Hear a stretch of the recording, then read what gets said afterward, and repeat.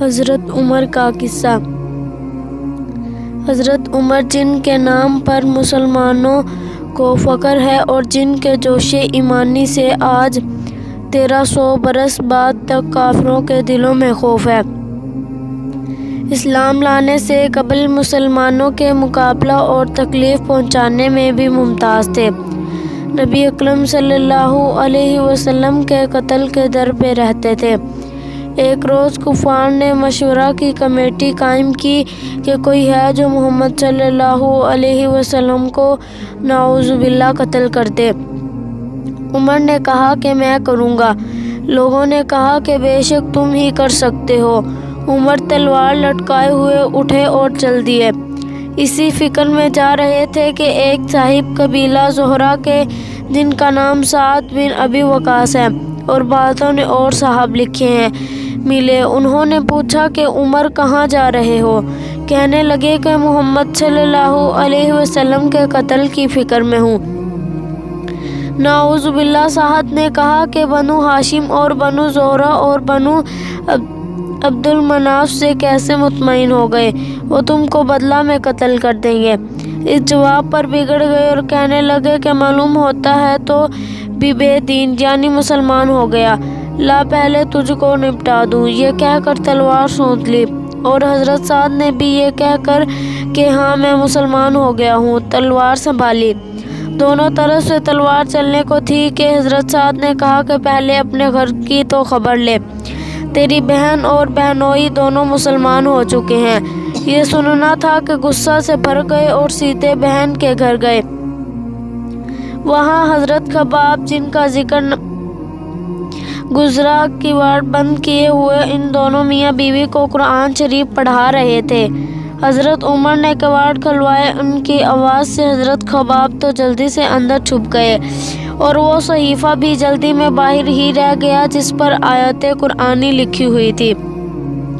ہمشیرہ نے کواڑ کھولے۔ حضرت عمر کے ہاتھ میں کوئی چیز تھی جس کو بہن کے سر پر مارا، جس سے سر سے خون بہنے لگا، اور کہا کہ اپنی جان کی دشمن تو بھی بددین ہو گئی۔ اس کے بعد گھر میں آئے اور پوچھا کہ کیا کر رہے تھے اور یہ آواز کس کی تھی؟ بہنوئی نے کہا کہ بات چیت کر رہے تھے۔ کہنے لگے کیا تم نے اپنے دین کو چھوڑ کر دوسرا دین اختیار کر لیا؟ بہنوئی نے کہا کہ اگر دوسرا دین حق ہو تب یہ سننا تھا کہ ان کی داڑھی پکڑ کر کھینچی اور بے تحاشا ٹوٹ پڑے اور زمین پر گرا کر خوب مارا۔ بہن نے چھڑانے کی کوشش کی تو ان کے منہ پر ایک تمانچہ اس زور سے مارا کہ خون نکل آیا۔ وہ بھی آخر عمر ہی کی بہن تھی۔ کہنے لگی کہ عمر ہم کو اس درجہ سے مارا جاتا ہے کہ ہم مسلمان ہو گئے۔ بے شک ہم مسلمان ہو گئے ہیں، جو تجھ سے ہو سکے تو کر لے۔ اس کے بعد حضرت عمر کی نگاہ اس صحیفے پر پڑی جو جلدی میں باہر رہ گیا تھا اور غصے کا جوش بھی اس مار پیٹ سے کم ہو گیا تھا اور بہن کے اس طرح خون میں بھر جانے سے شرم سی بھی آ رہی تھی۔ کہنے لگے کہ اچھا مجھے دکھلاؤ یہ کیا ہے؟ بہن نے کہا کہ تو ناپاک ہے اور اس کو ناپاک ہاتھ نہیں لگا سکتے۔ ہر چند اصرار کیا مگر وہ بے وضو اور غسل کے دینے کو تیار نہ ہوئے۔ حضرت عمر نے غسل کیا اور اس کو لے کر پڑھا۔